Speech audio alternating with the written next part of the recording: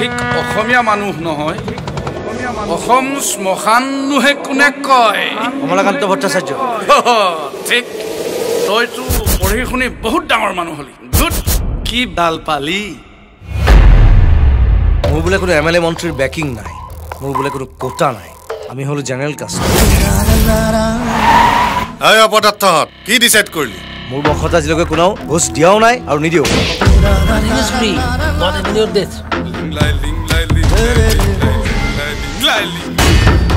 চাকৰিটো বোলে নহল নিদিলে হ'বলা আপোনালোকে আমাৰ আদৰ্শ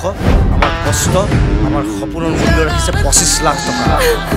25 লাখ টকা ইজ নট আ ফাকিং জোক কিতে বিকিলেও নাপাম স্মাৰ্ট যুগত ইলেক্ট্ৰতকে টকাৰহে দাম বেছি তুমি ভাঙি নপৰিবা অনিৰ্বাণ আসল শত্ৰু কোন জানোনে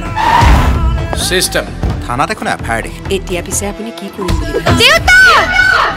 এই সিস্টেম কেতিয়া চেঞ্জ হ'ব এই যে মানুহক ভাগ ভাগ কৰা এই কলিদালু ছিঙি পেলা আমি নতুন প্ৰজন্ম হয় ইচ্ছা কৰি দেশ চলাবও পাৰো চলাবও পাৰো এই কোনবে পিছনি ডুগ ডুগ ডুগ ডুগ ডম্বরু বাজে ওরে শ্রোতালুতে নিতে ত্রম্বক নাচে